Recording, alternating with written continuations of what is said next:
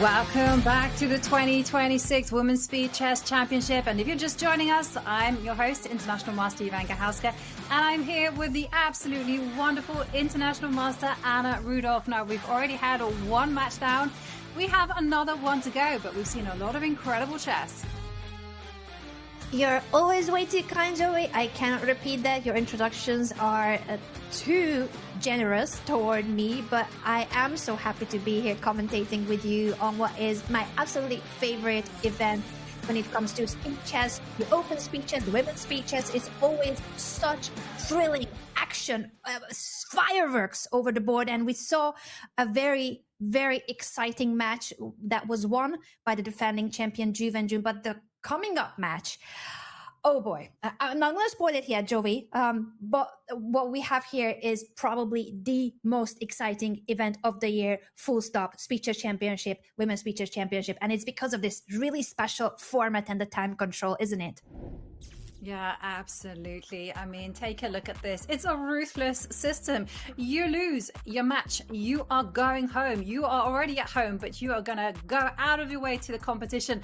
And then we have this incredible diversity where the matches consist of 3 segments, 5+1. We've got 45 minutes of that, and then 30 minutes of 3+1. And then that moment where just chaos hits that clock button because we have 1 minute plus 1 second. And just to remind everyone at home, so there's no room for dispute, the games that start before the countdown clock, they actually count towards the score.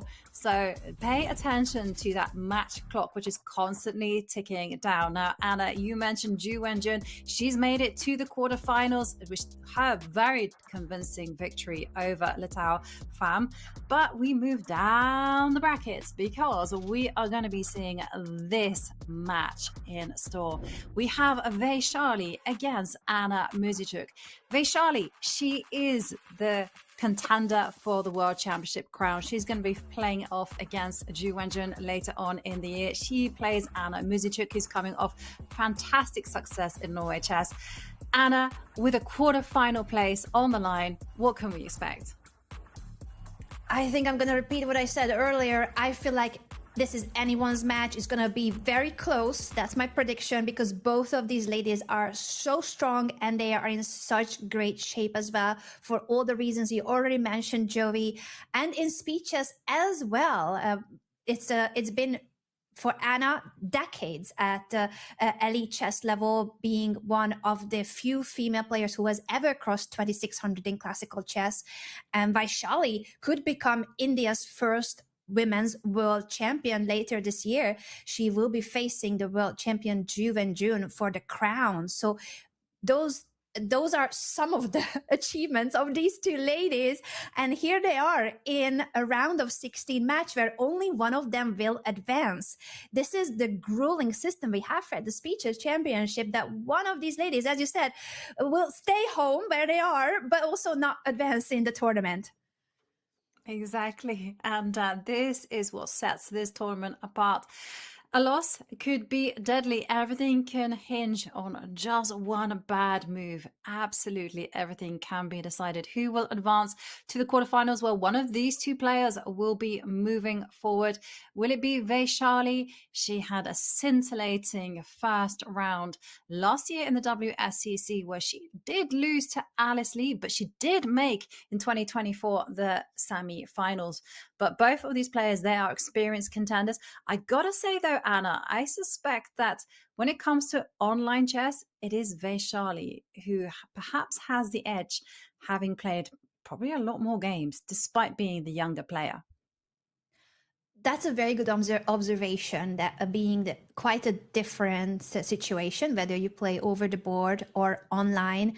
And for Anna, she is very experienced in speed chess, and she has been the world women's champion, both in Blitz and in rapid chess. But it's going to be interesting to see if she got to practice for the women's speed championship. As you mentioned, online is not the same. Maybe she has a secret account that we don't know of, and she's been grinding constantly online chess as well.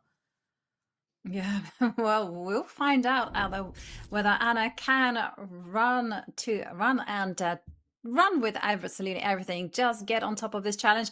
But we're seeing Vaishali with the white pieces, and it is a very sneaky little opening where it looks like it's a 4 knights, but then this funny little move h3 gets thrown in, and that's going to cause Anna Muzichuk to pause for thought as she considers what is the best move. The most principled move by far is just to strike out in the center with d5.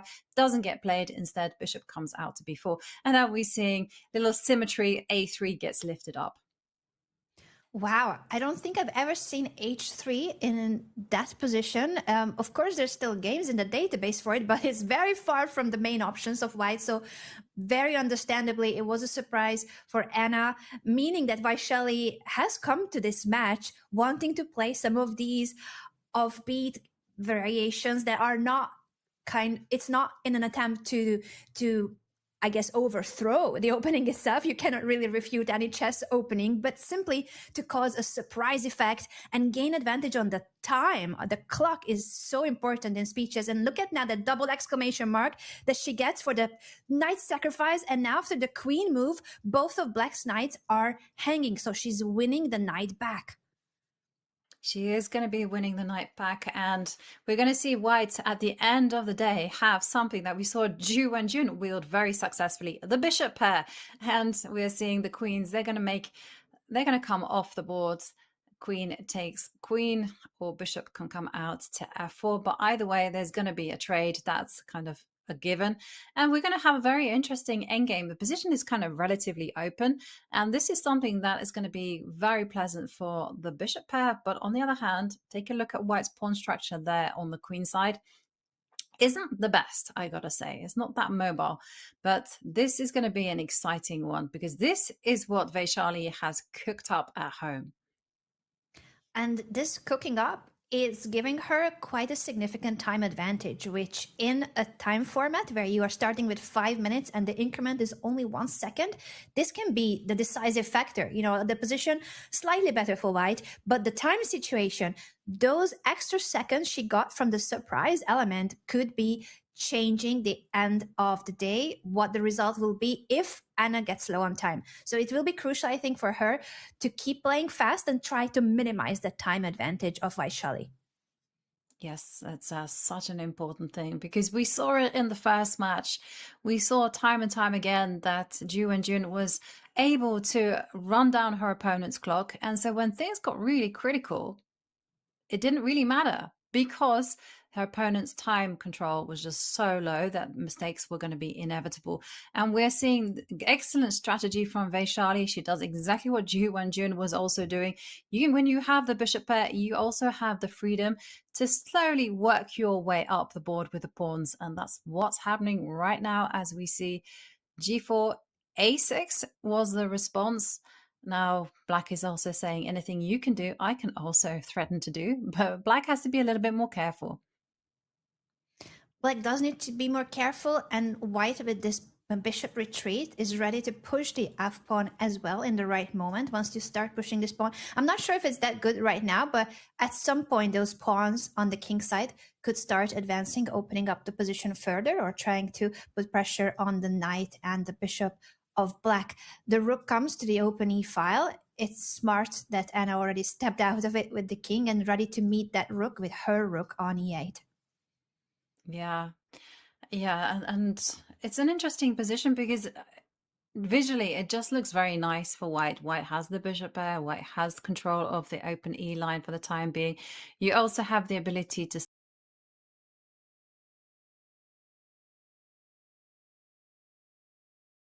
start advancing the pawns on both sides of the board, and that flexibility again just gives white a lot of pleasant options. Like I can see you can go b3, a4, you can go b4, you can also threaten to go c5 and gain some squares there. And for Black, all I can see is one idea, which is double up on the e line, and that's it. Yeah, and even once you double up, what's next? There's not much space for Black's pieces, so that's why Anna is moving the king back. Maybe this bishop will reroute to the long diagonal so that then there will be an opportunity to trade rooks on the e file. But at the end of the day, it is the factor that you highlighted earlier, Jovi, that white has the pair of bishops. It's not that big of a deal right now, but it is a long-term factor that can become really unpleasant. The more the position opens up, the more the bishops gain targets in the opponent's camp. June was using this strategy throughout all her match earlier today very successfully. And it seems that Vaishali, with the surprise element and now with the pair of bishops, has a good chance to start off this match by putting pressure on Anna both on the board and on the clock. Yeah, and she is already looking at a very healthy lead as we see the bishop retreat to d7, challenging for the e line. And also, maybe she has ideas at the right time. Everything, again, has to be well timed, of just trying to undermine the king side with a timely h5 push. But it's not going to be so easy to orchestrate that in a favorable way for black, especially when you put your bishop on d7. Yeah, it's not easy at all. And you're right that that's the only pawn break that black can aim for. Pushing b5 wouldn't really gain much for black. If anything, it's helping white to not have doubled pawns anymore and open up the position further. So it is a balanced position, but it is more passive from black's perspective, meaning that it's harder for black to make some kind of a progress. Having said that, Vaishali is trying to figure out how to proceed and how to make some kind of advancements in this end game, and therefore she's spending a lot of time, and now she's lower on the clock, so maybe it's going to be Anna who suddenly starts playing for a win, at least using her time advantage to put pressure on Vaishali. Yeah, and we saw Vaishali started off with a nice healthy time advantage, and now she's the one with less time on the clock as we see f4 being played. I mean, what white needs to do is just slow play it. So you want to be dropping the bishop back to f2, re-centralizing it. So it start eyeballing some weaknesses on g7. So for instance, it is very much the slow game, and we see Vaishali throwing a check. She's going to drop the bishop back. There's going to be no trades because, after all, white's whole advantage is the bishop pair. You think we're going to see a repetition? I was just wondering. Sorry, I didn't mean to cut you off there. While Shelly has gone in meditation mode, I think we lost her camera for a second. But there was a way to repeat moves. I don't think either players are interested. Luckily for us, they are such fighters that no one wants to offer a draw here or repeat moves. Yeah, and this was an interesting response from Vaishali. She actually attacked the knight on f6, and the knight just simply jumped onto e4. And the big question is, who controls the bishop? Is it the knight on e4? Is that a good piece? It looks very, very nice, and white is definitely threatening to line up on the e line. But the knight, for the time being, looks relatively stable. But how can it consolidate even more? Because ideally you'd want a pawn backing it up. Well, okay, Anna, she's such a good endgame player, and she's like, no, I'm just gonna push that bishop away on d3. This is a nice move. I like this move a lot. Forcing the bishop away if you want to keep the pair of bishops from white's perspective. And also, again, it's decision time for Vaishali, not an easy decision. These are the kind of moments that will give your time advantage even more of a significance. Now the knight is traded for the bishop and rooks are traded. So with the opposite colored bishops, this is looking very drawish, the endgame. The question will be if either of the players will try to play it for a win still, because this is speed chess. There can be mouse lives, there can be mistakes in the time pressure, and time is ticking. 35 seconds left for Vaishali. Yeah, and decisions to be made for Anna as she has to deal with the idea of white going bishop to f8. So instead, what we're seeing is g6, and black also has ideas of activating the bishop to start menacing the pawns on the king side. We see the king step up. I'm expecting the bishop to mobilize. Why not activate such a beautiful piece? Also, you can set up that beautiful pawn chain. Pawn takes pawn. That will clarify things even more. I think the players are just going to be making moves in order to get to that draw. But I mean, this is pretty clear draw. So I'm kind of curious as to why the players are kind of playing it out until the very end. They don't need to. Good point. At the same time, I feel like because this is the very first game, it's a good opportunity for both of them to treat it as a warm-up. You might want to just continue playing for the fact that you are getting into competitive mode, you're getting into the match, you're trying to get into the zone, while it's risk-free, because there, as you said, it is an equal and a drawn position unless someone makes a huge mistake. But it's so few pieces and the bishops are on opposite colors, so they never see each other. It would take a really big mouse slip to ruin this position. Yeah, but the game has already burned 10 minutes on the match clock. So I wonder whether this is Anna Muzicuk's formula, or I don't know, maybe it's Vaishali actually that, just keep the 5+1, keep it long, drawn out, and then you can focus all of the attention on the 3+1 and 1+1. I would suspect that would suit Vaishali more than Anna. Could be the case, and eventually we reach a repetition of moves. There was no way of making progress, but quite a long first game, as you mentioned, with over 10 minutes from the overall segment for 5+1 is already gone. This is game 2 now. Anna with the white pieces. We see the Spanish opening, and she has just castled. There's so many ways in which you can play these openings, both from white's perspective and black. And again, this knight sacrifice. Now Anna is giving up the knight temporarily. Double exclamation mark. Once you take that knight, you're up a piece as black, but this pawn push will attack both your bishop and the knight. So white is winning the piece back. Yes.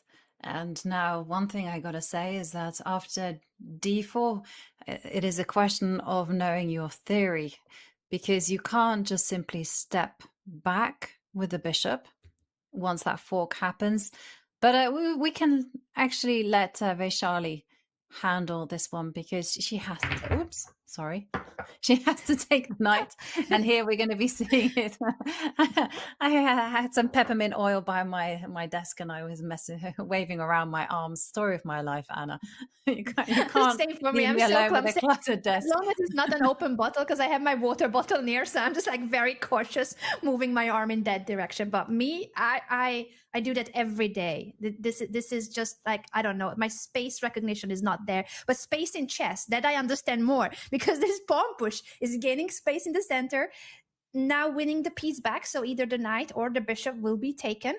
And as you have said, black needs to remember theory here very well, because it's not an easy way out. It's not just, oh, I'm just going to move my knight or I'm just going to move my bishop. This is a very concrete position. So Vaishali is taking her time, because she's trying to remember her analysis. She definitely has studied this opening, but did she expect it for today? Did she brush it up a few days ago, a few weeks ago, or a few years ago? There's a big difference. Yeah, exactly. And this is quite an offbeat line, so I imagine that maybe she hasn't looked at it for quite a few years. And one of the things that I wanted to say is I do remember from back in the day when I used to play the Archangel, that the response that I was taught was that you often go b5, and then funnily enough you go bishop takes pawn. It's important. Okay, bishop to, no, this was an easy trap. Because you can get pushed back. That was the whole problem. Like pawn takes knight, bishop takes, and then the big pushback starts. And you can see it on Anna's face that she is surprised that Vaishali retreats with the bishop, knowing that Anna knowing that this is not the right move. So she is just making sure that she remembers why. And those are very logical moves, Jovi, to take the knight and then push the f pawn. And the white pawns will be taking so much space away from black. Where do you place the bishop to not have it trapped? Yeah, and exactly what we predicted is coming to pass, as we see the bishop being chased around the board. And the big question is, I don't think you want to be going e5. I think you want to be just developing the bishop, and again setting up that threat of going e5. Oh, okay. Just as the players have played it. This is a big idea on the board. Yeah, if white gets to push e5 after the bishop development, as you highlighted, black no longer has bishop to c5 check. The only remaining square for the bishop would be on b4, but that suddenly starts being quite a problematic piece, barely staying alive. And knight to c6, again, doesn't seem to help that much the case. this pawn push is still a possibility, or simply developing the pieces for white and knight to c3, e5, the bishop coming to this diagonal. Suddenly, what we see is that black's own pieces are not helping Vaishali develop her pieces on the queen's side fully. Yeah, and you can just see, look at that valuation bar go in white's favor. You know, you've got so many ideas of I want to say knight will jump into d5, e5, f5. If you manage to get the f pawn all the way up to f6, I mean, you are laughing all the way to the bank. But queen to f3 is a move that's been played very natural, I gotta say. Why not go knight d5, happy moves? Very many happy moves are coming for white, but and at the same time, it's so hard for Vaishali to achieve the same because this is not a happy piece. How do you develop that bishop? The simplest way or simplest answer would be, okay, I'm going to push my b pawn and then develop it on b7. What's the problem? The problem is, yeah, you are developing in a way, but all of those pieces are busy on the queen side, while who is looking after the king? With the pawn pushes you mentioned, Jovi, there's going to be a very strong attack against the black king, and there are no defenders around it except for the pawns. Yeah, and with that bishop lined up against the black king, there is a real possibility that f5, f6 could come with a whole lot of power. And I'm looking at e5 as well. e5, f5, those are the natural pawn advances. And it's worrying, and I'm just having so many ideas running through my brain. You know, e5, back that up with knight e4.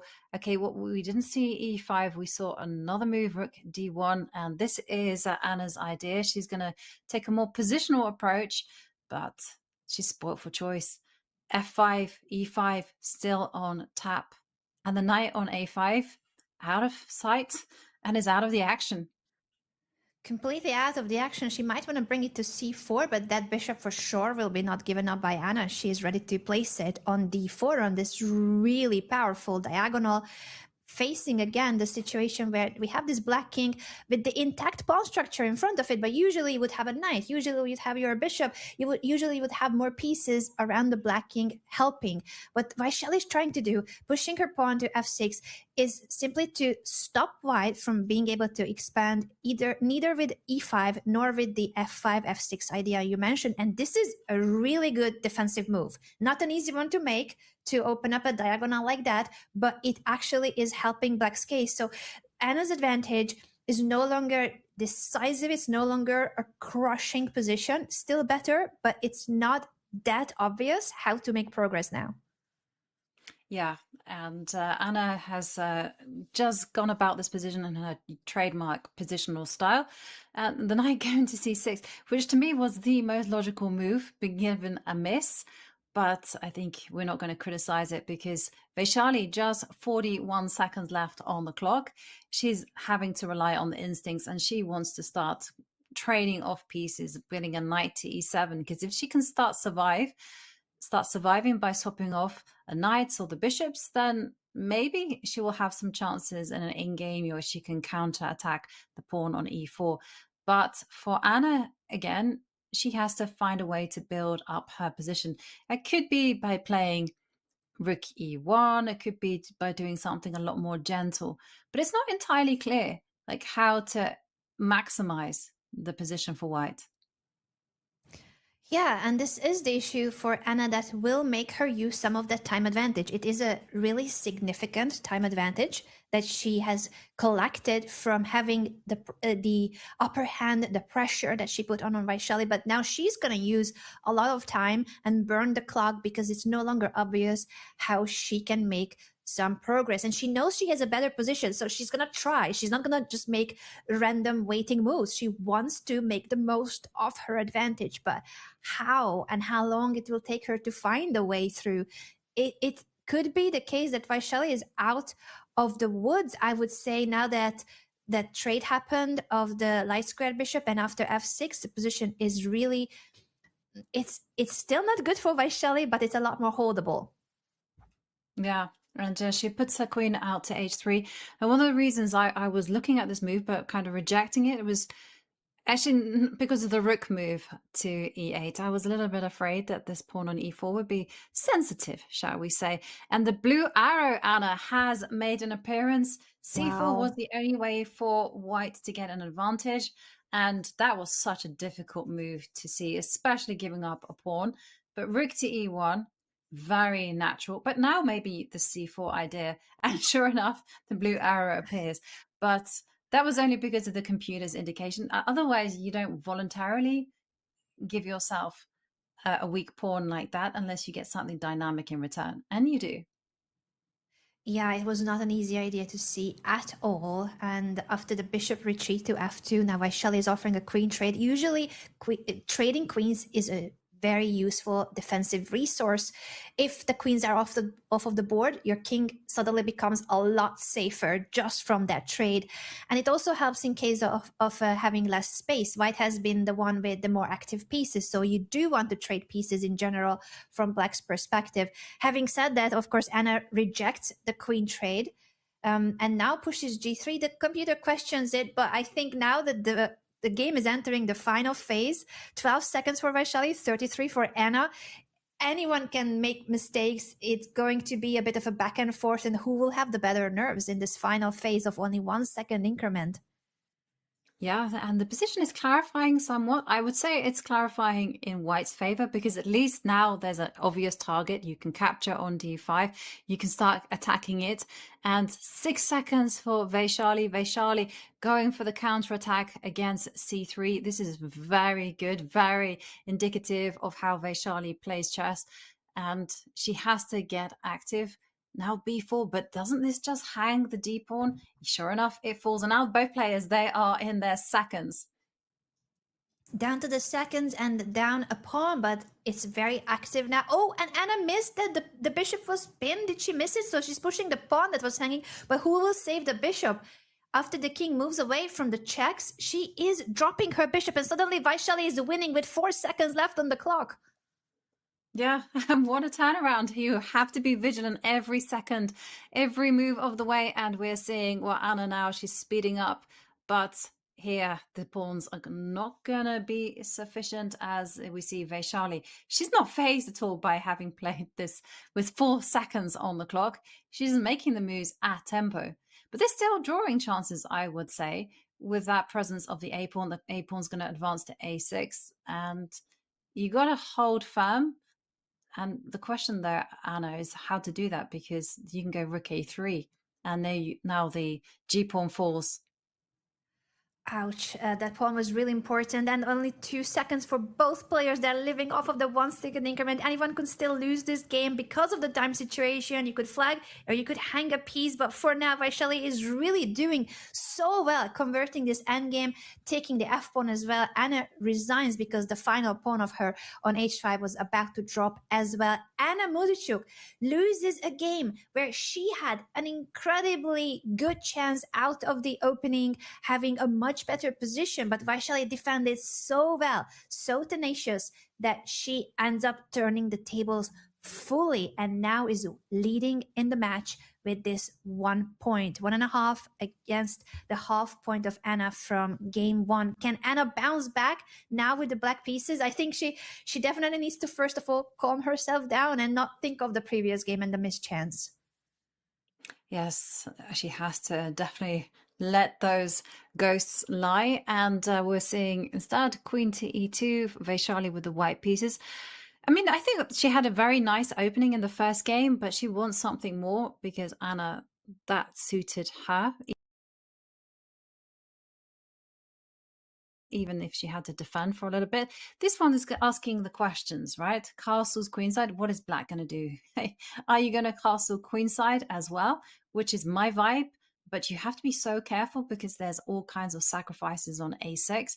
But if you castle kingside, well then there's g4 in town, and suddenly everything is going to get opened up as we're seeing g4 being played anyhow.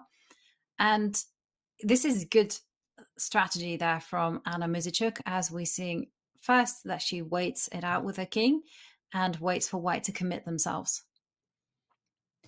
Yeah, it definitely is a very patient move to move the knight away from f6. g5 arrives on the board anyway, but at least, as you said, black has not committed to castling on that flank. So the position is opening up. Black might want to take it to open up the h file, and then this pawn on h3 is a target. But what happens there once the pawn is captured, and will white take with the knight or the bishop? We will not know the answer because Anna decides, I prefer that the position stays closed on the king side. Okay, well, now there's a golden opportunity. Is it now good time to go g6, or should she just simply stand as it is and make another move? It is a big question for Vaishali as the clock starts ticking down. She can also play it very calm and just go king to b1, which is a nice safety first move, just to indicate, well, black, you still got to find a way to get your king to safety. And questions. What would you Questions do indeed, here? and knowing her playing style, I would predict that she's very much looking at that pawn push. She ends up playing knight to h4 to prepare in a way, either for the pawn push, which was not exactly the best way to do it, but knight f5 was a threat, so black had to push g6 herself.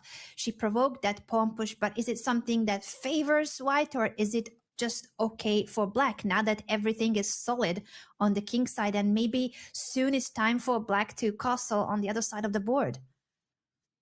Yeah, I mean, there's so many tactical issues here. So, for instance, if you castle, there's always bishop takes a6. That's going to make an appearance.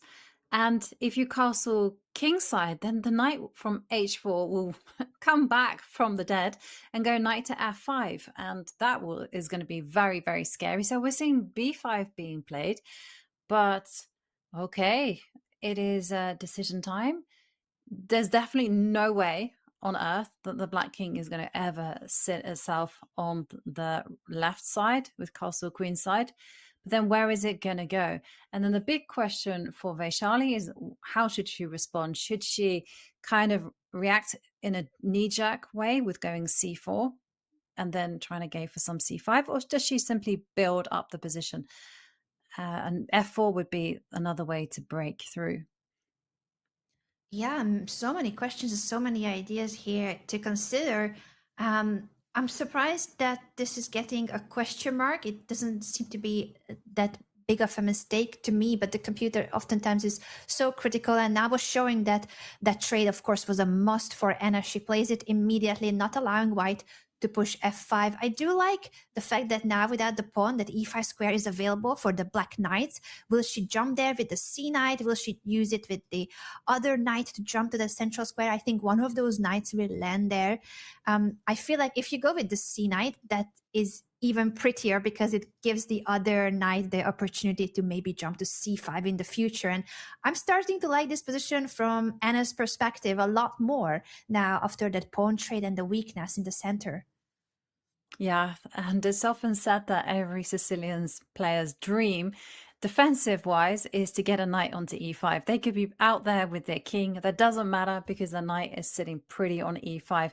And sure enough, we see a trade, another knight appears, and it's almost tempting just to get rid of that beast while you can. But instead, Vaishali chooses to apply the pressure. Also good.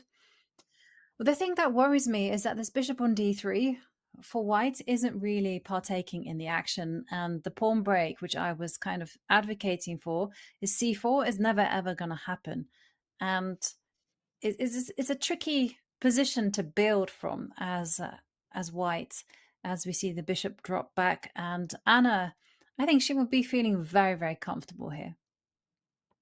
I think so as well. And finally, on move 20, it's time for black to castle as well. And the rooks are connected. All the pieces of black will be ready to be part of the game. And this is now a very different castle king side. We talked about it earlier, how discouraging it was with the white attack coming. But now that the pawn structure is so fixed and closed, the position on the king side, this is really safe.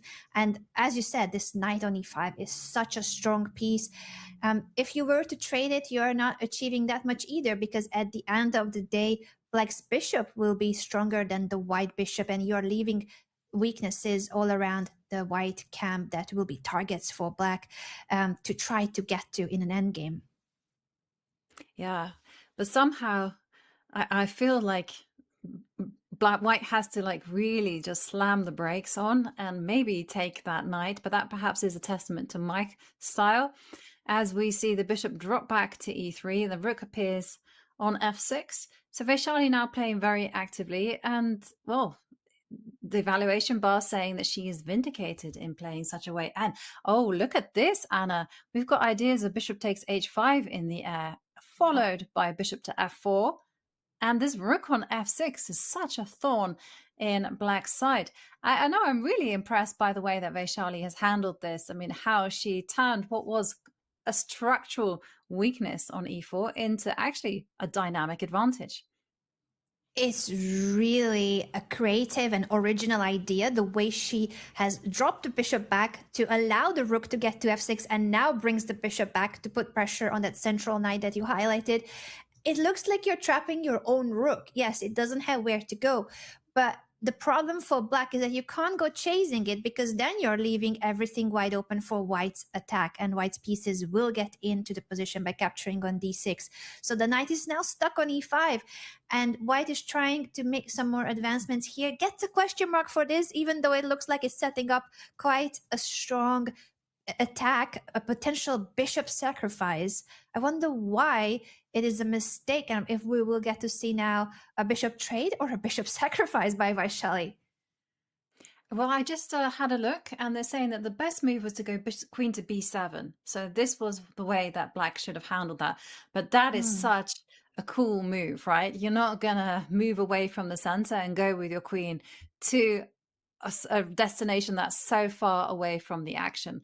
So that's a very difficult spot. This move, I understand. You want to clear the connection, have the queen on e7 in close contact with the king, just in case there's any sacrifices in town. And again, reinforce the defender of e5. Bishop takes e5. That's given a question mark. But again, I can understand this need for clarification. So there's choices here. You can go bishop takes bishop. You can also simply take queen takes a bishop, or even pawn takes bishop. Choices. So many choices and not much time left. Luckily for Anna, she's the one with the extra minute on the clock. 22 seconds only left for Vaishali. And this is quite a fascinating position that you can take both bishops. Those are choices for Anna to consider. And even if you decide which bishop, okay, so are you taking care with the pawn or with the queen? It's a very different pawn structure. She ends up capturing on e2. So the rook on d1 is hanging, but now bishop d6. The queen was hanging. Everything is in the air, and there's a queen trade now on e4. Yeah, and interesting move that rook to d2, because I was thinking that rook to e1 might be good, setting up a pin. But this one, I'm not sure about this one.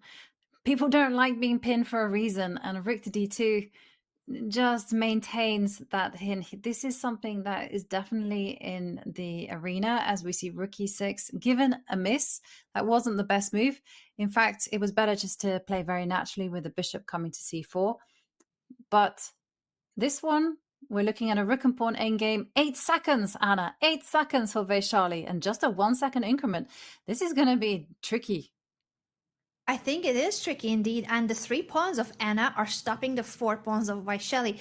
Rightly so, she is pushing a4 to try to weaken this pawn structure and get to the chain, to the base of that pawn chain indeed. And now with the pawn sacrifice, her king is marching all the way up to collect this pawn and later also target the other pawn of black. At the same time, this is a pass pawn. You can't push it for now, but it is something that white has to deal with. You're not allowed to just go running away with the rook. That will allow black to advance this pawn. The black rook is getting activated, putting pressure on c2, capturing this pawn. Now, will we see this pawn being targeted as well? There's still options here for Anna. She's pushing the pass pawn. Yeah, we're going to see the race as the e-pawn starts marching up. It can even go 1 square further, but okay, instead going for your idea of targeting those kingside pawns. And oh, this is why I think that the situation can be very, very dangerous, because suddenly it's 2 passed pawns that Vaishali has to deal with. Look, it's the H pawn that is now going to be working its magic down as Vaishali. Oh, Oh no! that's a big mistake. It's a big mistake. Is this the way to capitalize? It seems to be the case that now no one can stop that pawn properly. The pawn is being guarded, but there's mistakes here and there with only a few seconds left on the clock. It is still a winning position for Anna. She has collected the c pawn of white. She's coming back with the king to guard her pawn. Yeah, and it's a case of just getting that king all the way up the board as far as it can go to f5. If she gets there, then the g pawn will fall. Ultimately, the h pawn is a decoy, and this is a killer move. Look at this. Rook takes h2, rook a2 would have been a skewer, and nice finish there from Anna Muzychuk. She levels the match. What a comeback in a game that seemed very balanced. And at the end of the day, in the time scramble, it was Anna Muzychuk who has managed to prevail in an endgame. I think her class definitely showed there, and her technique, her endgame skills. While for Vaishali, there was so much time pressure already in that middle game and late endgame phase.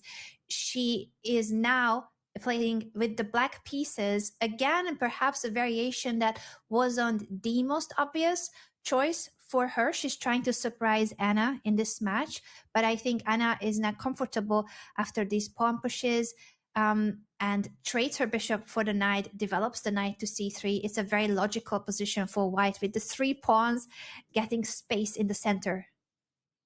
Yeah, 3 pawns in the middle of the board. That looks very nice. But the thing is, and it's always a big issue when you're playing this type of thing with white, is like how do you sit with those pawns? Do you ever go d5? Do you ever take on e5? But the decision has been answered by Vaishali as she captures on d4. I always found that this is a slightly better pawn structure and slightly better position, I would say, for white, because then it just becomes a very clear-cut idea of just reinforcing the points on e4 and c4, connecting the rooks, and again, waiting for black to break out. And the waiting game is super important in these type of positions. Very important indeed. And this is now, I feel like, the first game where the time management is very balanced. Earlier, we saw a surprise in game 1 by Vaishali, which made Anna think for quite a long time. Then Anna had the better time management in the previous game and manages to bounce back in the match. The match is now tied at 1.5, 1.5, but with 8 minutes to go in the 5+1 Blitz portion, this is still anyone's game and anyone's match. I'm so curious if this game too will produce a decisive result, because these ladies, they are not playing for equalish boring positions. They want to fight in every single game. Yeah, they've been playing these tense games. I mean, regardless of whether it's a super sharp opening or something very stable, they always end up with the same type of position, something tense where everything gets decided in the last few seconds. And what we're seeing here is the epitome of that, as we see the rooks just line up on the D line. So white is threatening with a very well-timed knight to d5. There's also ideas of that. You can also slow build it with moves like h3, f4. Another idea is, as you've been indicating, just move that knight out of the way and relocate the bishop to the diagonal. And this is what I was talking about, the waiting game, because often you don't have to wait long, because usually the defender just lashes out with a move like f5. Now you should be taking that one ASAP and saying thank you very much for that structural weakness. Yeah, and that's why the blue arrow appears, because as you highlighted, because of the impatience of Vaishali in this position, not wanting to wait, she's playing aggressive as usual. She wants to attack, but this will create a weak pawn for her. Once white takes, you have to take back with the pawn, and this pawn is really vulnerable. Not a problem right now, but it is a long-term problem, because no pawn can help this pawn. You will always have to be guarding it with your pieces, making sure that the black pieces will be more passive than white's pieces. Yep, and that's exactly what we're seeing as Anna just slow plays out her advantage, improving the knight from c3, jumping into d5. No current threat, but she is just making sure that all the lines and all the squares are covered. The queen comes to f7. Vaishali is trying to find the best formation for her pieces. We said that Anna's position is better, but it's not anything concrete. There's no immediate way of converting this. It is a better position, but not a decisive position with no tactical blows either. So she needs to be patient and needs to figure out what she does in order to make progress in this position. And that takes time. That takes time to figure out here what's the best way forward. I wonder how long she will invest in this moment. I feel like it's one of those critical moments, but you also need to assess how much time is okay in a blitz game where there's only a 1 second increment. Yeah, and also you have to just look at whether bishop takes knight is the big threat. And if it is, then you do exactly like this, as Anna is highlighting. You put the knight on f4, because why not post your knight up to a square where it cannot be challenged? And then you just simply go into positional mode. You take control of the center. You do that before you do anything else. And then once you have everything under full control, the queen can slide out to a5 and start attacking a6, which is super weak. So knight f4 being played.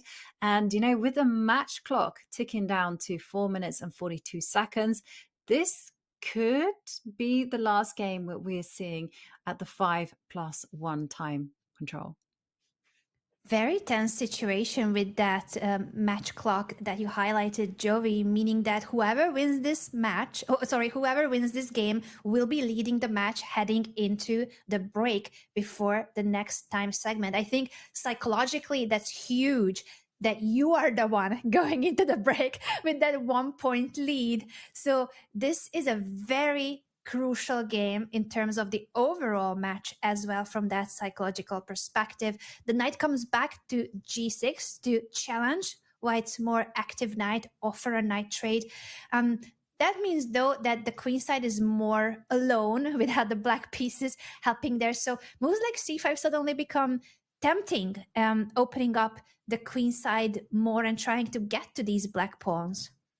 Yeah, that's a lovely idea. I mean, I'm just trying to work out the tactical implications, because Vaishali, I'm sure she's got ideas such as rook takes bishop on her radar. Oh, and then the whole good idea point. is that after queen takes, the bishop will come out to h6. If it's not a threat, and that's something that Anna will have to be calculating. If it's not a threat, you can go c4, c5.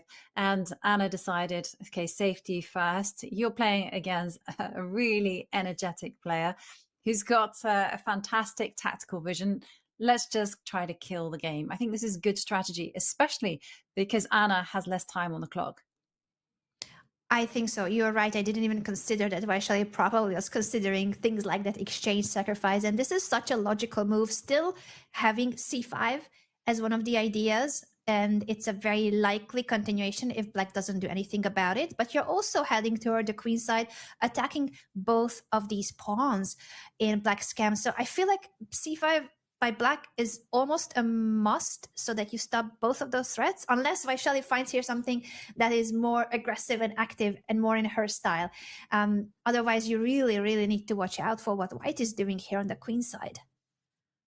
No, I also reckon that c5 is the move that Vaishali is going to play. I mean, after all, you are threatening in the future to perhaps still continue with that exchange sacrifice of rook takes bishop, and then the bishop can post itself up on d4. I mean, with ideas like that, I mean, it just makes c5 irresistible. But she doesn't do it. She goes for a different implementation, as we see rook e6. That was also with the idea of doubling up and targeting that bishop.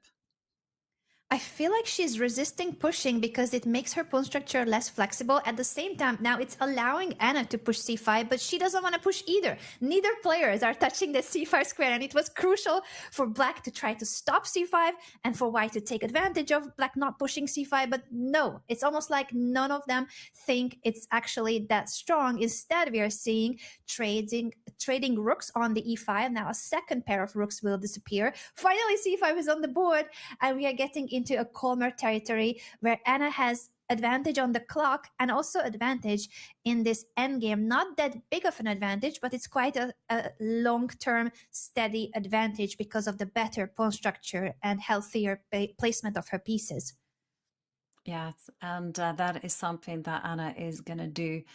And it's very much playing to her style. And for white, it's just a series of stages. First up, you've got to solidify your king. You've got to make sure that that's very well covered, so that when the queen does come out to a5, that it can do so without worrying about the king. And here, queen d7 with the idea that after queen a5, you can just hold tight with queen c6. I think this is a nice idea from Vaishali.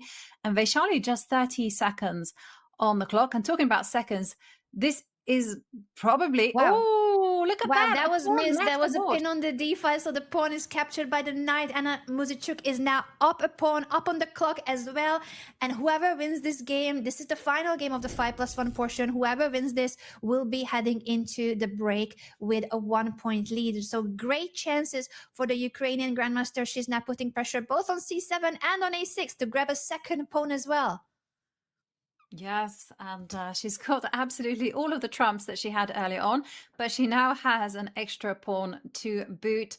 As we see her centralizing the queen, that's a fantastic move. And this is officially the last game of 5+1 as the match timer clicks down to 0 seconds, and we're seeing queen to c4 and 6 seconds for Vaishali as she tries to fight valiantly, but ultimately the clock is not her friend, and neither is her position.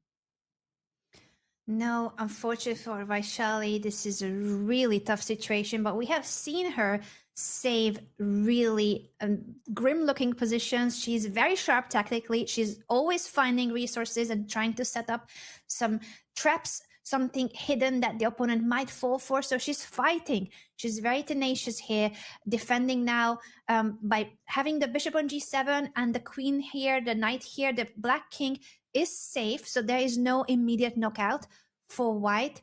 Anna plays bishop h4, very logical now. Check on the back rank, the knight blocks, the queen comes back to e5. Yeah. Well, Anna's definitely keeping things under control as she mobilizes the queen, but I gotta say, I do like the way that Vaishali is fighting hard. And now Anna down to 12 seconds, and Vaishali playing on just 1 second. She's down to the increment, but let's watch those dark squares as the bishop goes to c5.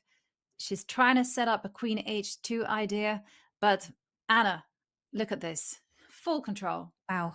Full control, and Vaishali loses at the end of the day on time, but the position 2 was also winning for Anna Muzychuk, who takes the lead in this crucial match between two of the strongest female players in the world. Wow, this has been such a thrilling start to the match, and Anna winning the 5-minute 1-second blitz portion, 2.5, 1.5. Yeah, so well, we promised fireworks, and this is exactly what the players are bringing to the table. It's only the 5+1. Soon to come the 3+1, but for the time being, Anna Muzychuk is the one with that extra point, that free point, because of that lovely sacrifice that she played. And talking about free stuff, we chess players love free stuff. We love free pawns, free pieces, and especially free subscriptions. Hitting that subscribe button is the best way to clean up the stream with completely ad-free viewing. Get ad-free play over on chess.com and unlock a bunch of premium emotes to spam in the chat. And hey, if you happen to have Amazon Prime, it doesn't cost you a single penny to link your account and subscribe for free. So type !subscribe in chat right now to claim those perks and support the stream. And on that note, we are going to go on a short break. When we return, well, things are going to get dramatic as we enter the 3+1. We are back at the Women's Speed Chess Championship, and we're just as we saw before the break. Anna Muzychuk, she is in the lead, nurturing a 1-point advantage over Vaishali. And as we saw in the break, the 3.1 is exactly where she claims that is her strength. That is going to be her favorite. Will she be able to extend the lead, or will Vaishali make that comeback? Anna, we've had a lot of drama already, but things are only going to get more intense.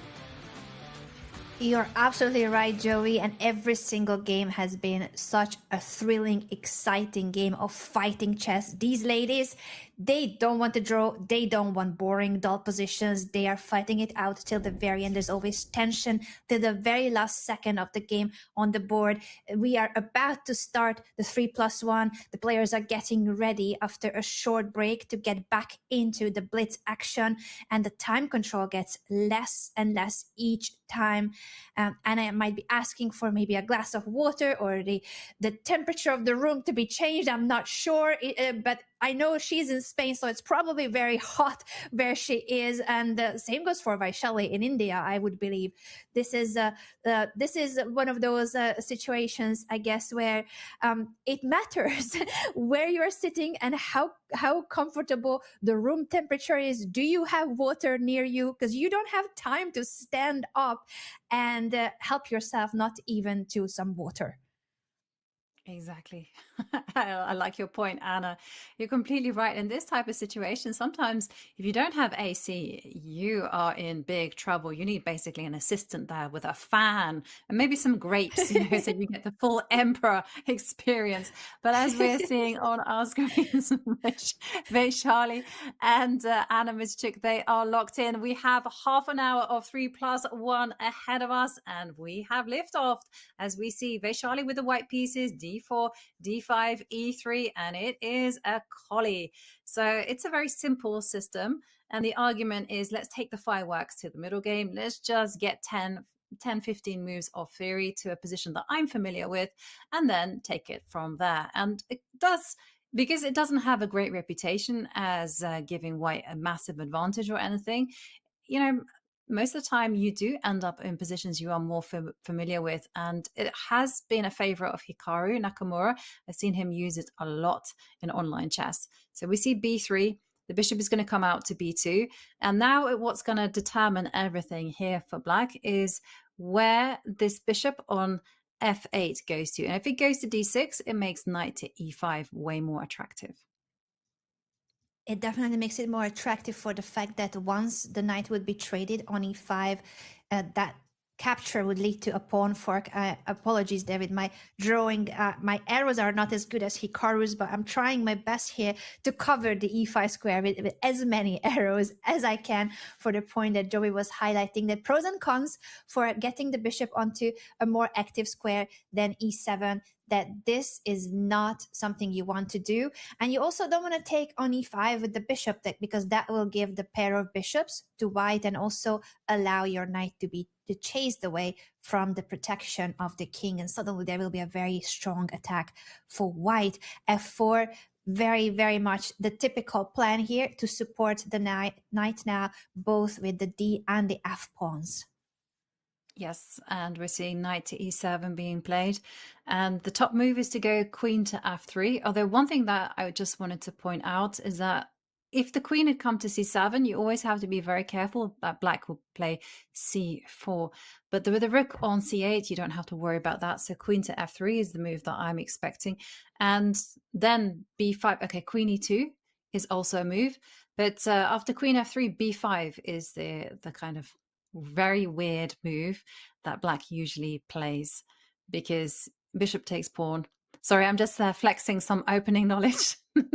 Joey, you are incredible. I'm learning so much. And maybe that's the reason why we see queen e2, right? Because now if you do sacrifice that pawn, the bishop will be protected by the queen on e2. So this makes perfect sense now from what you have mentioned, all the opening theory that Joey is just blitzing at here. I wish I knew my openings as well as you do. And speaking of openings, exclamation mark Joanka to get Jovi's Caro-Kann series. Yes. Oh, thank you very much, Anna, for the plug. No, I mean, the Caro, I'm very passionate about the Caro, but I'm also super passionate about being, Anna, you'll laugh, lazy about chess. I don't believe in studying loads in the opening. And so I've been looking at ways to kind of just make sure you get out of the opening without finding yourself in an extremely dangerous position. And then the whole point is that you can guide the position to something that that you're familiar with.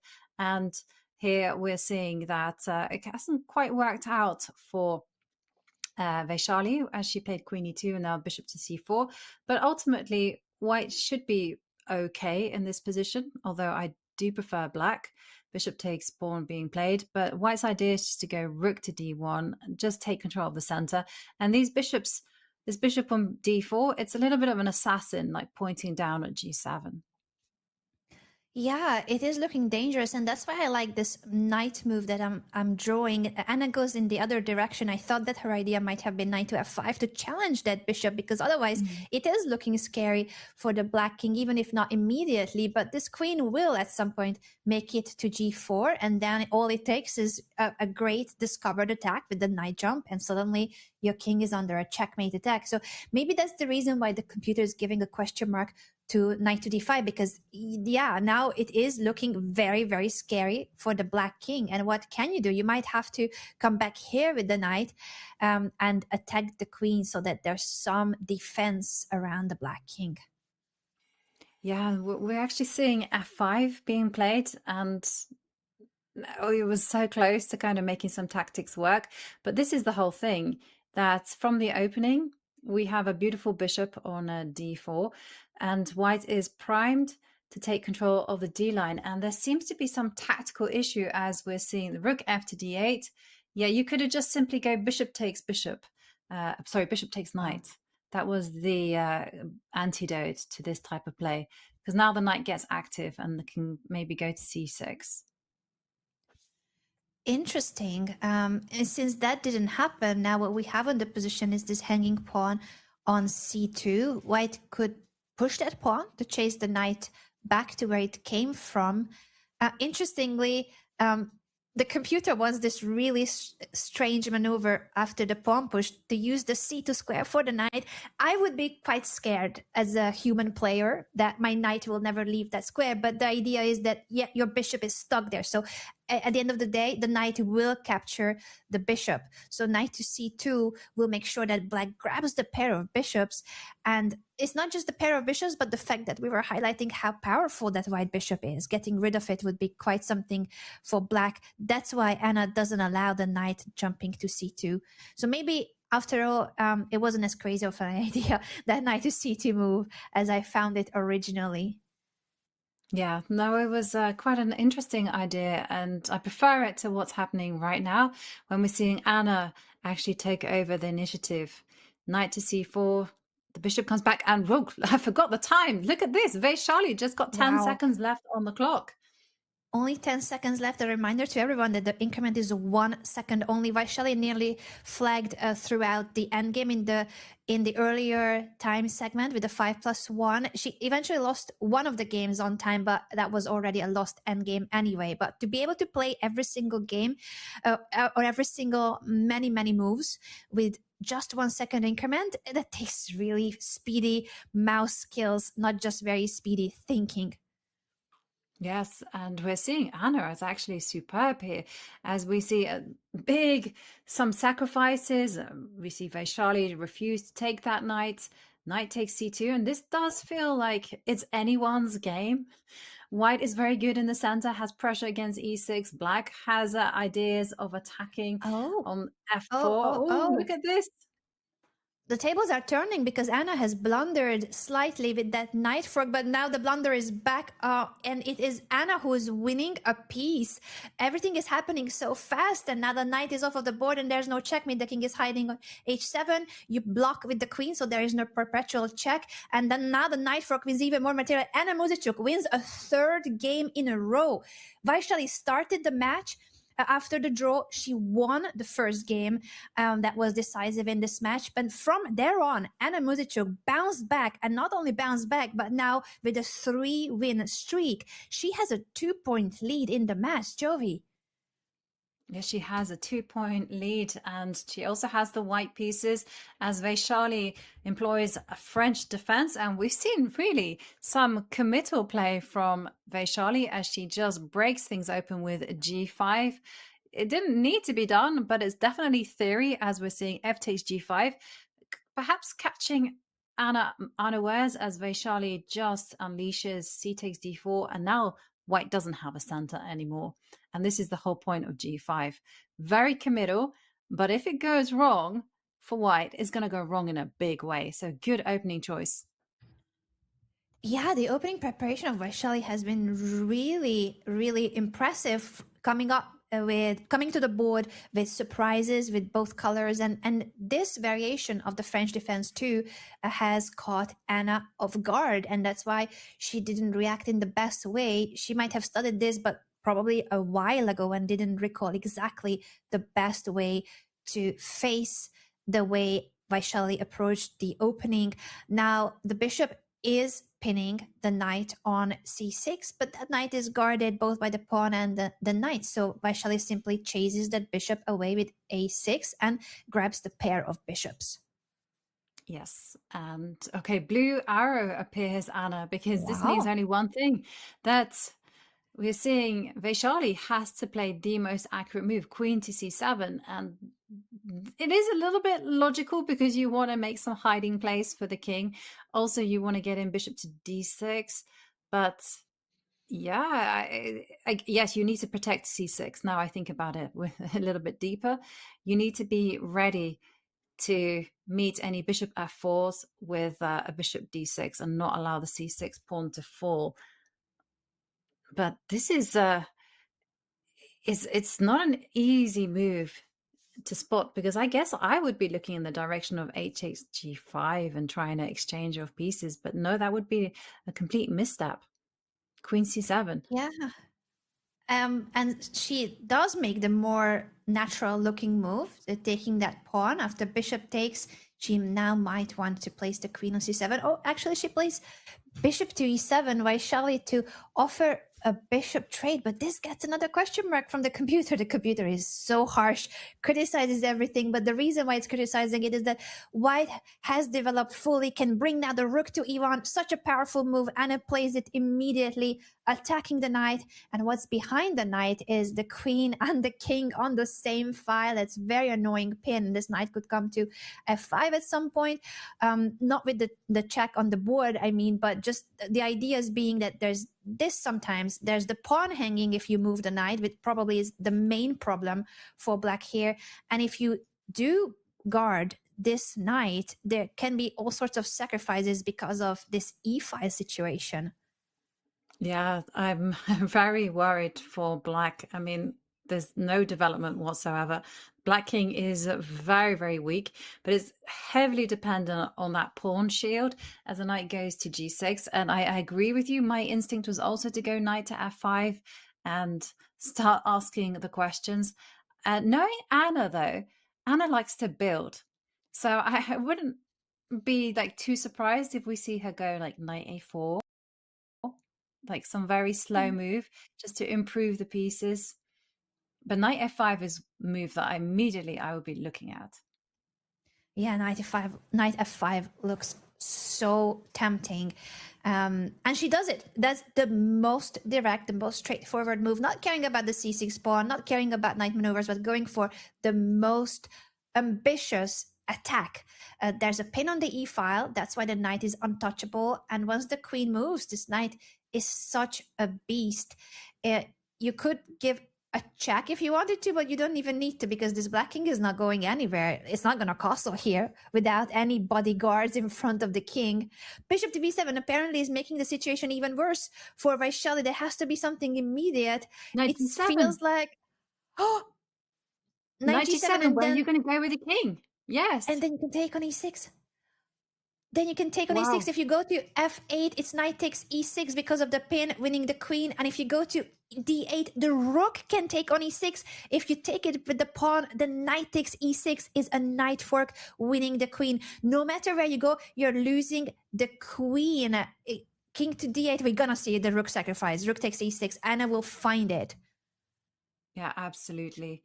That is her kind of move. And you can't even depend on the queen giving a check on b6, which is the only move that Anna will be calculating, because I think the rook can just simply slide back to e3. And the problem still remains with the black king as it starts scuttling away to the corner. The rook is just going to double up. There, see, rook Wow. takes f7, big idea. And Vaishali now, 2 seconds on the clock, she's somehow praying that she can just liberate that bishop on b7 and get the counterplay on the light squares. But the problem is that her king has got no squares, and she's got no time. 0 seconds. No time, and the position is really grim. This f7 pawn is also barely holding on to dear life. Anna was surprised in the opening, didn't find the best approach there, but still managed to make the most of the middle game and is in a winning endgame. This would be huge for Anna if she continues winning. This winning streak is at the moment 3 games winning in a row. This would be the 4th game. I don't want to jinx it, but actually I had to, I guess I did, because Vaishali lost on time, but the position already too was very much a decisive advantage for Anna Muzichuk. 4-game win streak for the Ukrainian grandmaster. But Vaishali talked about resilience in the interview we watched in the break, and she badly needs that. She needs that champion mindset that she has, the resilience, the way she can bounce back even if she starts losing games. She still can win the tournament. Many times she has proved that. So I think she will fight back, but she really has to start doing that before the time is completely gone. 15 minutes left from this portion. Yeah, 15 minutes already ticking down. And we have a position where we see Vaishali, she adopts quite a safe approach. She's broken out in the center, and White is just arguing that the small space advantage is enough to give them a more pleasant position. A5, I think this was taught to me by one of my first trainers. And he said, this is the way Alakine used to play this. Obviously, he didn't say Alakine. That was me butchering that name. But that was how I remember it. And that the whole idea is that you can use the A5 square for a piece, ironically enough, even a rook in some occasions. So the queen comes to A5. And Anna, she's such a classical player. She knows exactly how to handle the pawn structures. And so I think she'll be feeling very comfortable. And the big target in the endgame is that weak d pawn on d4. Yeah, this is exactly as you highlighted why that pawn push matters for black and what white is up to here now in the center with knight to e5. And the question is now for Anna, what is she going to do about this tension? Is she going to trade? Is she going to defend her knight or move it away? Very logical that she's using the rook to guard the knight. So in case of a trade, her rook would appear on d7, ready to double rooks and put more pressure on the d file. Yeah. And well, one thing I gotta say is that Anna has to be very careful because she does have a queen out there on a5, and rook to g3 has all the brewings of a Vaishali attack. Bishop h6 is on tap. There also could be ideas of knight takes f7 and then queen takes h7, and that would just jolt Anna Muzichuk wide awake. So she goes bishop to f8, just getting ready to overprotect g7. I think this is a nice strategy. And knight f6 is there in the air as a defensive resource. But for Vaishali, how is she going to handle this one? Not easy to find a follow through. And she lifts up the rook. Makes sense. She's trying to bring that rook also toward the king side. It could appear on the f file, or maybe in a funky way, you might be able to even double on the g5. g6 gets a double question mark from the computer because it does weaken the dark squares. Anna's idea is to fianchetto her bishop and also stop some of those ideas that Jovi mentioned. But now bishop g5 seems to be crucial for Vaishali, that she finds it. That is the best way to continue, and that's the only way white will have a significant advantage.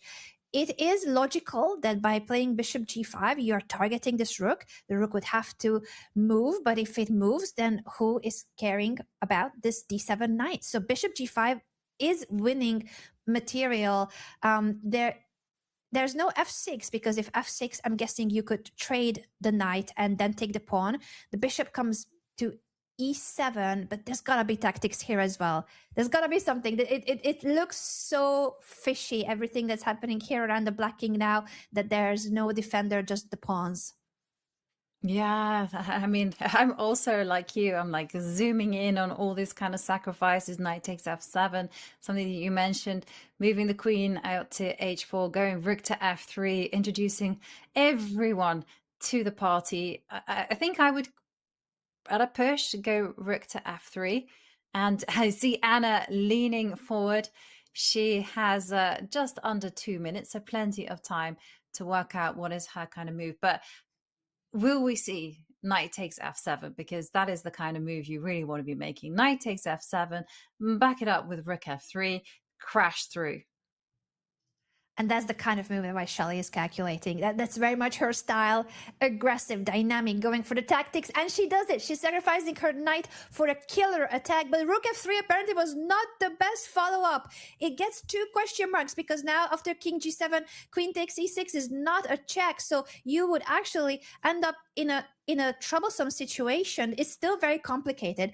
But with 3 seconds on the clock, Vaishali might have missed her chance after queen takes e6. Now, black can just take the bishop. It's 2 pieces now, and there is no checkmate. The king will be hiding on h8 or even h6. Yeah, wow. So she had to play queen h4 instead of rook to f3, making use of the fact that the king was out there on f7. That was the only way forward. But here we're seeing Vaishali try super hard. But Vaishali only got 3 seconds left on the clock, and Anna wins again. Wow. What a game. Not Just going when Vaishali's. yeah, incredible. I'm just so. It looked like Vaishali found a killer attack, but then the follow up wasn't obvious. Rook f3 was the natural looking move, but as you highlighted, Jovi, Queen h4 was absolutely crucial to be found. But Vaishali, with such little time, didn't find the best conversion and now loses a 5th game in a row against Anna Muzichuk, a huge lead now for the Ukrainian grandmaster, 4 points of a difference, and there's less than 10 minutes left of the 3-minute 1 second increment blitz portion in this match. Yes. And well, Vaishali has said that her favorite time control is going to be the 1+1. She thinks she has an advantage there, but she has to strike back right now because making up a 4-point deficit is going to be very, very difficult, even in bullet, because believe it or not, 15 minutes goes by so quickly. Very quickly. I'm so impressed with how both of these players, these absolutely top female players, two of the strongest female players in the world, are coming to every single game with the mindset that I'm going for it. Both of them, with either color. There's so much fighting chess. There's so much warrior spirit. But the first game was the warm up that drew, and ever since we have seen them just constantly going for attention, for sacrifices, for creating imbalances, and absolutely not wanting a draw. So this is such a thriller, such an exciting match, and so far Anna Muzichuk is proving her class. But you can never write off Vaishali. She said herself how many times she had those really tough lessons during her career where she had to make a comeback from having lost several games in a tournament and then bounce back. So if anyone, she is very capable of doing that. And maybe this is the game she needs before the bullet, because bullet is her favorite, but she cannot fully count on just the bullet. No, and she also has to stop the rot because, as you mentioned, she's lost 5 games in a row. And the downfall has been, I would say, the clock, because she's gotten herself great positions, but in those small moments where the clock is ticking down to 2 seconds, 3 seconds, everything goes wrong.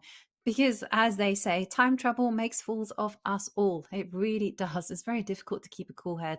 And as we see, Anna, she's got her type of game, c3. She's controlling the circuit of that knight on d5, and then bishop takes knight. That was not a move that I had on my radar, I gotta say, Anna, at all. Yeah. But I'm surprised, and maybe Anna was also surprised. Divya Oceanbar is a bit surprised too. And what we have left on the board is the same pieces, but the quality is not the same at all. The white pieces are really active. White has more space, controlling the central files. And now this knight jump does attack the queen, but it also makes that the knight go further away from the action. The whole reason why Vaishali is doing it, because she's trying to trade even more pieces, offering the trade of a second pair of rooks. Now Anna can decide to trade it or keep that rook on the board. yeah, and I suspect that she might go for that trade because she's going to be being very objective about this. Just go, hang on a second. Black's pawn majority on the queen side doesn't amount to much because it's a double pawn, whereas my center pawn is unchallenged. So basically, I'm just a free pawn up. So that's good. And we see Vaishali ticking down to under the minute as h4 appears on the board. And h4 is such an unpleasant move because you have to wonder, is that pawn going to go further up to h6, in which case you're going to always be worried about dark squares? Or are you going to be going h5 and conceding the g5 square? So Vaishali goes active with the queen. And, well, here there is a threat of queen takes a2, but somehow I don't feel that that's that big of a deal. Yeah, it doesn't look like that matters that much when it feels like all the action is on the king side, especially as you said, if the white pawn makes it to h6, the black king is constantly in all sorts of trouble with the queen on the board. There would be a queen f6, queen g7 checkmate, and also the back rank is very vulnerable. We see knight to g5, so the knight might be maneuvering toward the f6 square, which also can set up a checkmate attack.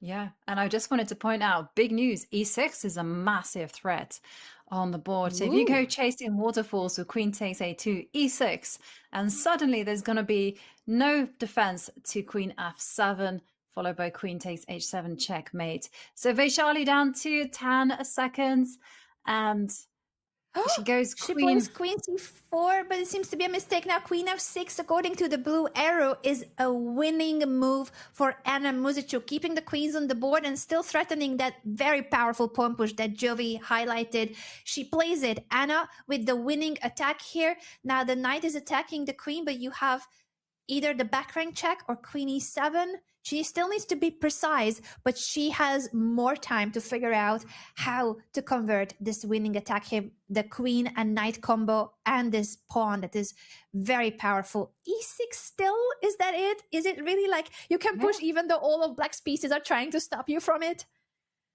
Yeah, apparently so. Because, I mean, this is the beautiful pawn. And now you can take the knight. Queen takes knight. And then Beautiful here goes. queen Beautiful. sacrifice, and then 96 wins the queen back, and it's an extra piece. Anna Muzichuk wins 6 games in a row. It was Vaishali who won the first decisive game in game 2 in this very same match, and ever since the bounce back of Anna Muzichuk, she has been unstoppable. Vaishali needs to stop the bleeding. She has lost 6 games in a row. Jovi, you said how important it is that she somehow makes it stop, even if it takes a more solid approach, but that's not her style. She's a very aggressive player, very aggressive fighter, and she had her winning chances, but the time management, it hasn't been there.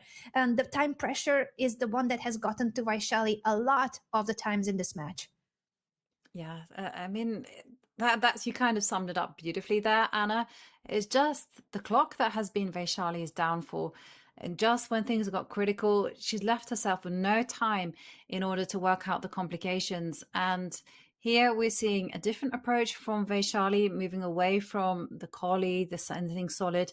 And as you mentioned, that's a 5-point gap you have to make up in the bullet portion. So Vaishali really, I feel, is almost in a must-win situation right now. 4 points, that's manageable for a player of Vaishali's strength who's so quick and so good. 5 points, not so sure.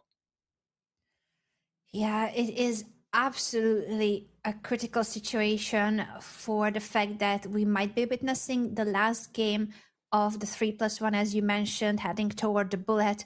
And it is going to be a lead for Anna Muzichuk, but how big of a lead? Will she increase her lead even more, or can Vaishali make that gap be somewhat less significant? It feels like Anna is fully in control in this game too, gaining more space on the queen side, now developing her bishop. It's looking like a very healthy structure for black and better chances because of the extra space. Yeah. Well, she's certainly going to be very comfortable here because of the extra space, as you've highlighted. And when you have more space, it's easier to come up with plans, right? You just have to move your queen, you connect the rooks, the rook is going to come to c8.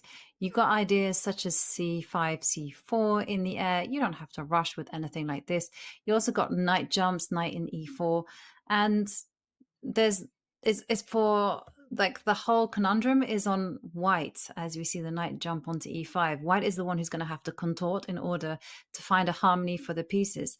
So here again, decision time for white. Do you go knight takes knight and then capture on d4, or do you just let that knight stand and capture that pawn with your pawn? And she goes for the trade of knights. And the thing is, rook takes knight, bishop takes knight. I mean, both of them look very good. I don't see any difference between them. And either way, the pawn on c2 is backward, and it is the target. And that's the whole reason why having gained space on the queen side was more than just the space. You so beautifully highlighted that this pawn structure, this is the problematic part of the pawn structure, that now with the semi-open c5, that's a backward pawn, that's a forever target. You cannot push it. You'll have to constantly be holding on to it with your pieces. With passive moves like rook c1, that is with the intention of pushing. So if white gets to push, that might be a way out, but then your b pawn might become weak, or the squares around it. There is no such way of getting out of this, that white has no weaknesses at all. And black structure is so healthy, so much space in the center, centralized pieces. It is a very promising position, yet it's hard to touch white's pieces. So that's why I think the evaluation bar is showing about equality, because even though optically it's beautiful for black, it's not that easy to target this one weakness, and that at the moment that's the c2 pawn. Yeah, it's the kind of position where the silicon monster is happy to play. As humans are like, oh my goodness me, why am I so passive? I Why would can I struggle not do so something? much. So much. And I think Vaishali too is, because she loves attacking dynamic chess. She doesn't want to be waiting passively. She wants to create some kind of a counterattack. That's why she plays knight h4. But again, the computer doesn't like it. The computer says you should have just stayed waiting. Yeah, and who likes that? No one likes that, especially when this is your final game in the 3+1 and you are trailing by 6. How many points is it? Is it 5 points? And it could be a 6-point lead if Vaishali goes down again, because she needs to stop the bleeding. It's been 6 games in a row that Anna Muzychuk has won. After she lost the first decisive game to Vaishali, she bounced back and has been unstoppable ever since. Yeah. And I gotta say, you know, when it came to practice over the board chess versus online chess, I felt like Anna was perhaps at a disadvantage when it came to online chess, because Vaishali plays all the time. She's of that generation where they are playing for breakfast, lunch, and dinner. But here, Anna is definitely in her element. She's survived bad positions. She's turned them around. She's gone on a 6-game tear, and now she is in full control. And Vaishali, once again, the clock is proving to be her downfall. 16 seconds, and she has a worse position as the knight drops back, attacks the pawn on e5. You've got to defend. Beautiful move. f6, keeping full control. And now you can just pop in a knight to c3. Yep, that will just block up the whole queen side. And now it's time for Anna to crash through. She decides to go for that. She could have built up a little bit more, but when her opponent doesn't have too much time on the clock, I can understand her forcing things. Yeah, and it also made Vaishali not find the best way to proceed. With only 5 seconds on the clock, she has missed her chance, and now Anna is breaking through with the pawn push. She has a c-pass pawn, now supported by the bishop, supported by the rooks. It's going to be very tough for Vaishali to try to stop black from getting progress here. With the open d5, the kings are getting activated, f5 is coming as well. It is really difficult, and only 2 seconds left for the Indian grandmaster here. 2 seconds left, and it's just a matter of time before white's position collapses. If the clock doesn't do it, the position will. Okay, h-pawn under fire, rook h1 forced, and here Anna can just enjoy this position. You can take rooks, you can also drop the king. That's what she goes for. She now advances the c-pawn, rook takes b3. Well, I think Vaishali will be happy now. This is the best position she's had for a while, but big threat, rook e1. Of course, Vaishali spots it. No, she didn't. Ooh, and checkmate e1. She moved the knight away and misses checkmate. That means that Anna Muzychuk wins yet another game. She has won 7 games in a row after losing the first decisive game and enters the bullet portion with a 6-point lead. That is a huge score. Exactly. Now, talk about this for the drama. Anna, as we look at the scoreboard, the 5+1, I would say that was a close match, but it has been an absolute whitewash in Anna Muzicuk's favor. Vaishali not getting a single point in the 3+1. Oof, That is so that's difficult. surprising. We knew that Anna's favorite time control is the 3-minute, 1-second blitz, which we have just witnessed. But would anyone have ever expected Vaishali to not score at all? Not a single draw, not a single win. It really has been just so surprising to see it. And she had her chances. I think that's the crazy thing, Joey. When we look at the scoreboard, it looks like Anna Muzicuk absolute dominant, and she is. But it has come down to many times the time scrambles where Vaishali missed her chances or made a mistake. So her time management has been, I think, the biggest problem for her, not that she's not getting chances.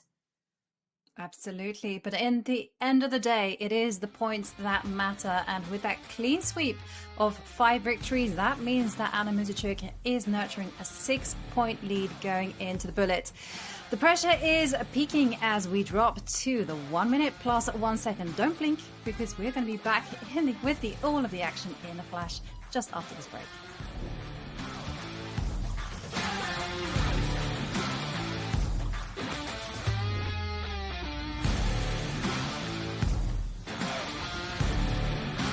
We are back with the Women's Speed Chess Championship, and we saw Anna Muzicuk early on in dominant form against Vaishali. Just the bullet portion to go. Can she close it out in order to net herself a spot in the quarterfinals? That is the big question. And Anna, what a surprising match this one has been. It is so surprising, and the fact that it's so surprising is what we see on the board right here. It is a 6-point lead for Anna Muzicuk. It's not a surprise that she might be leading the match, but a 6-point difference when both of them are very strong. And Vaishali, I think, would have been named just as much a likely winner. We actually couldn't have predicted who will prevail in this match, because both players are extremely very well established players and in great shape. But what happened today seems to be that Vaishali, after having won the first decisive game, went on a downhill. Anna bounced back and has produced a 7-game win streak. 7-game win streak, with Vaishali struggling with her time management, oftentimes missing a chance in the time scramble, and that's a very much part of the speed chess format. Her favorite time control is coming up, Jovi, the bullet, but is it enough to make a comeback when the gap is 6 points already? 6 points is a big ask there, huge mountain to climb. And also, Anna, I wonder whether it's physically possible, because if you drag out the game until the very end, you don't resign quickly and you just keep the game going as long as possible, will you manage to get in the 6 games that are needed in order to tie the match? And here we are seeing liftoff as we see Anna start with the white pieces, and Vaishali, she can't play solid. She has to play the most dynamic move possible in the opening, and she wants to win quickly. She wants to go into Terminator mode, right? Bam, bam, bam, bam, done, and then point after point after point, and then make the comeback.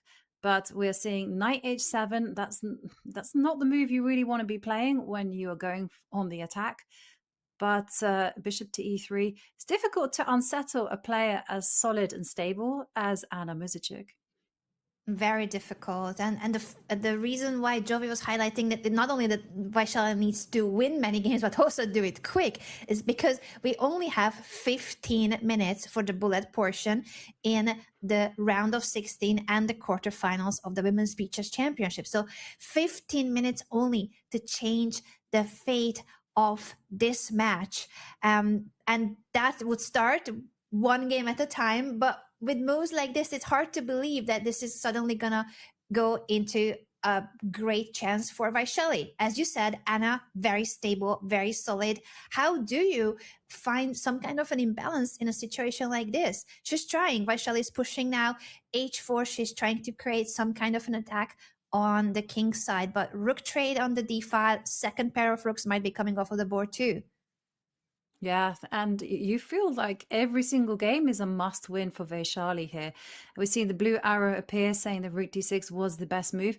Well, it was played one move too late, but wonder whether f5 was a possibility. But instead, we're seeing Vaishali. By the way, she's got less time on the clock. She's going for activity with the pieces, but I do feel that Anna doesn't really have too many problems, especially if she keeps the G2 point well protected as she's doing right now. Yeah, both her knight and bishop dropped back in order to safeguard the king. It looks passive, but it does the job, and that's the most important for this king now, to not get checkmated. While on the queen side, this rook is picking up some pawns, and that is a pass pawn for white. There's a sacrifice now. Actually, multiple sacrifices and exclamation marks. So Vaishali is bringing on the brilliance here with the attack, but is it enough? Because when the dust settles, it is an endgame, a rook and bishop each, and not many pawns left on the board. No, and also we're seeing that of the two, I was going to say that it was better for white, but now that the bishop has gone to c4, I'm not so sure because the g pawn will fall. So here Vaishali is making some progress, but it's taken her a long time to get this good a position. Yeah, and that matters so much as well. Only 12 minutes left of this final segment of the match. 12 minutes of bullet chess. Now the pass pawn is being pushed and is trying to grab the e pawn. Vaishali absolutely cannot repeat moves, and she did. I don't understand why. This was one of her better chances, but maybe she thought it was not enough and she needs to gain time in this match to get more and more games in. She might have thought it was still a very holdable position for Anna. That was really surprising. I think it was an accident, if I were to make a guess. I think she just repeated Really? it and automatically, there is no human claim. The engine goes, no, you repeated 3 times, done. And we're seeing here Grunfeld from Anna, as we're seeing the knight come out to e5. And no, not a Grunfeld. It looked like a Grunfeld, but it also looked like a Scandinavian, and it is a Scandinavian. They're from Anna. This is something that she used to play many years ago. She was a firm believer in this opening. C6. And in bullet chess makes so much sense that she goes for some of the openings that she doesn't play that much anymore in classical and rapid, but in bullet it's a great a way of handling the situation where you have to be almost playing on autopilot, just no thinking, make the move. What your body remembers, what your muscle memory tells you is the right move. But now Vaishali is in a great situation. She has found some really strong moves, and it's looking like Anna is getting into some trouble here for the first time in this match in a while. Yeah, and it's working out like a dream for Vaishali. The B pawn is going to fall. Okay, she doesn't take it, instead intending just to improve a piece. E6 being played. And I might have jinxed it for Vaishali because after e6, Anna is out of the more problematic ways in which this game might have gone. And now Vaishali needs to retreat the knight. There could be a queen trade. That's what Anna does. The endgame is still looking promising for Vaishali, but again, a lot of time is going to be spent here to convert it, if she can convert it. She's guarding the b4 pawn, so very healthy pawn structure here, very active rook, doubling rooks now, lots of pressure by white. Vaishali is pushing her pass pawn. This is very well played, excellent endgame skills here, and not even caring about the a3 pawn, just claiming that this pawn is going to win the game.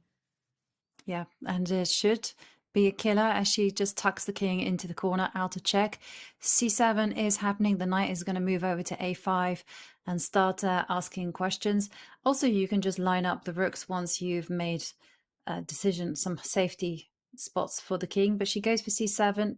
Also good. You also think rook to d8 could be there, but she chooses not to go. Knight Wow, c6, this knight is very e7. powerful. The knight fork will pick up the rook, and the pawn is still on the board.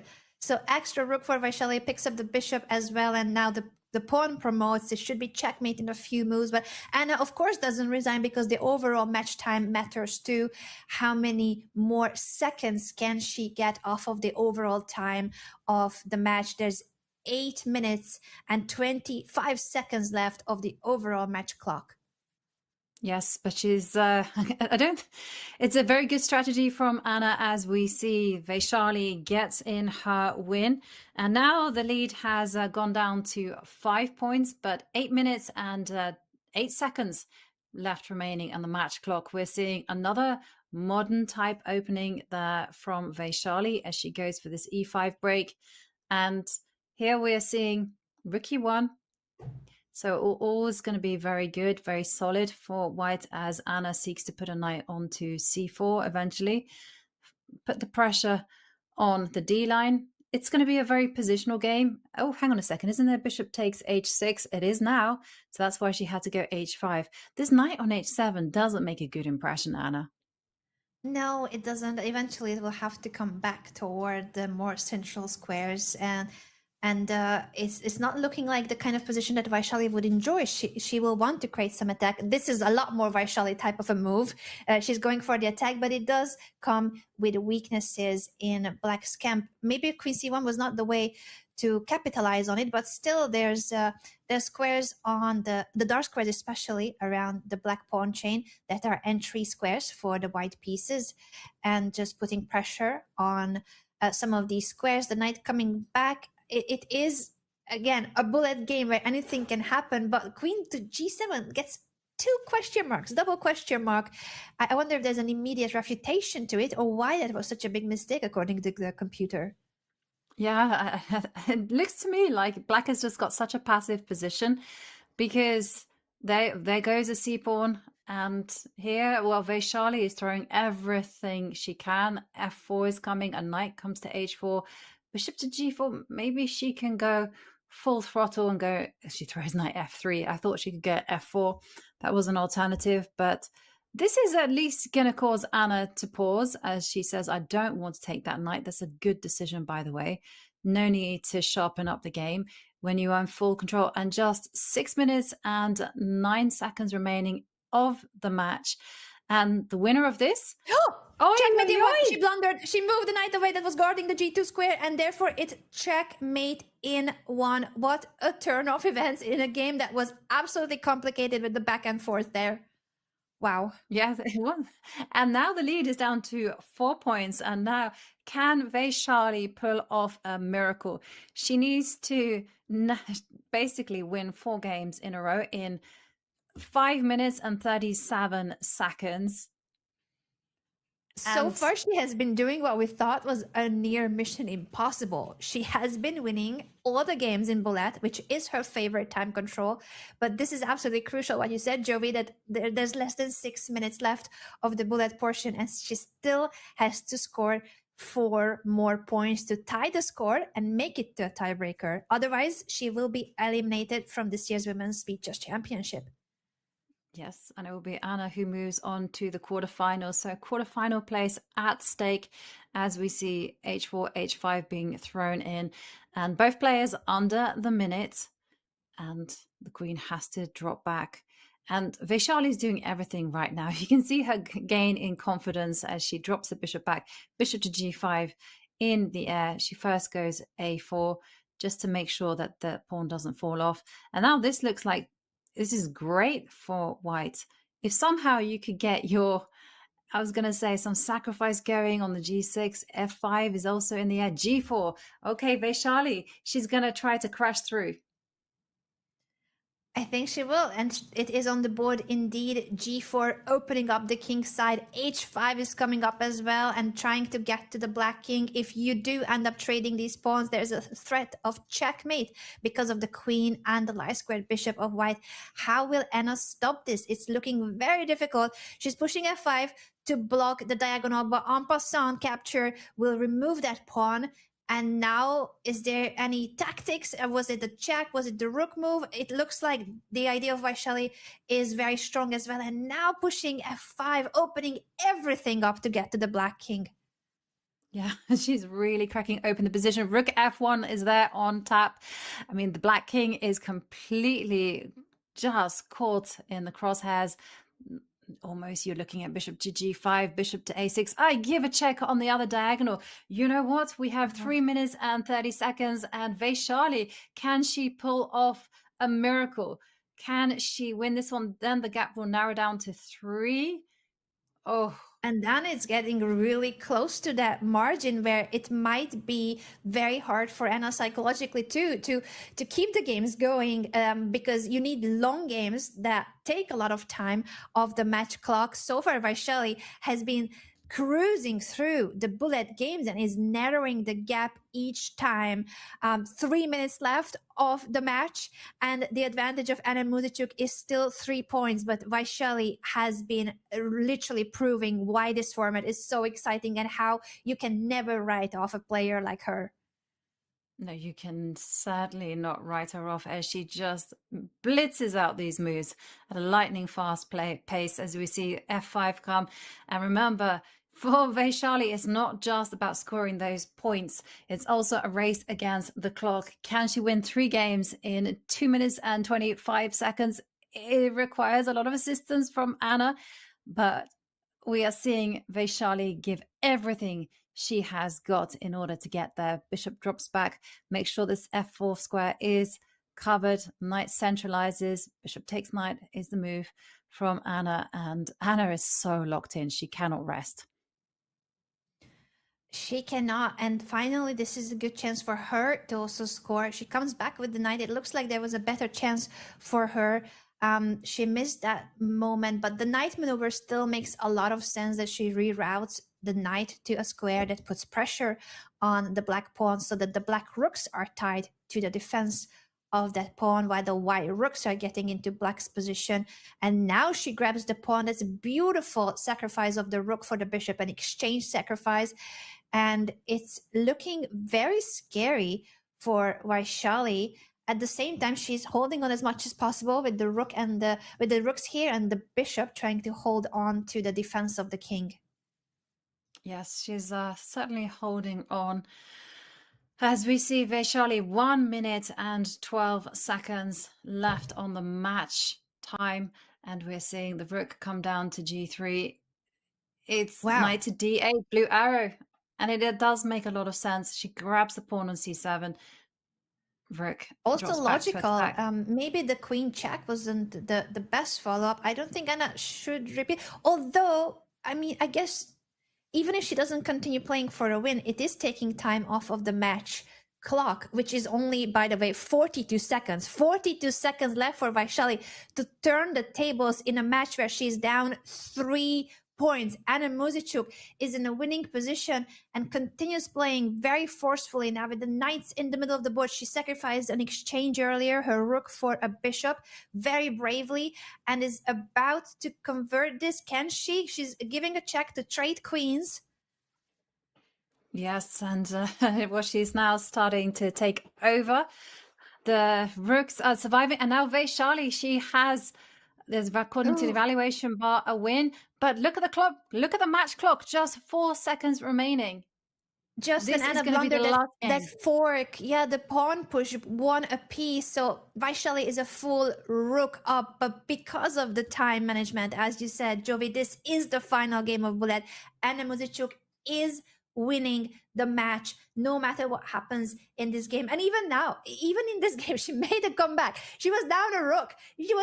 But now she's back in the game because she has so many pawns to compensate for the bishop. Yes, she does. I mean, she doesn't have to really try too hard because she's won the match. She secured her spot into the quarterfinals. And there we see the players repeat. And we have our second quarterfinalist. It is Anna Muzichuk. Thanks to her dominating performance in the 3+1 portion, it is this lady on the left of our screens who is gonna be through to the quarterfinals and moves on to the next stage. Disappointment for Vaishali. Because if the gap had been lower, Anna, maybe she could have made more of a comeback.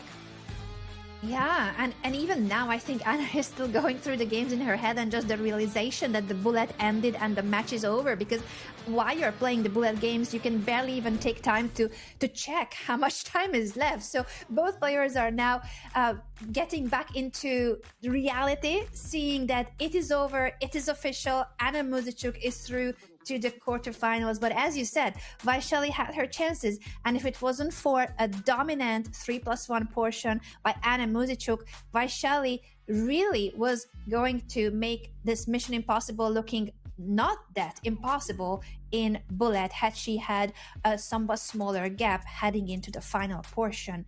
This has been such an exciting match, Jovi, and there's so much more excitement to come in the Women's Speeches Championship. Absolutely. It's been cinema so far, and looking ahead to what is in store for us on Wednesday, well, we have more matches, and we are going to be seeing, and it's there at the top, we're going to be seeing Katerina Lagno. No, let me get it. Katerina Lagno take on Karina Ambartsimova, and Alexandra Kostaniuk faces off against Alice Lee. The winner of Alexandra Kostaniuk and Alice Lee will play against Ju Wenjun, who earlier on looked very, very comfortable indeed.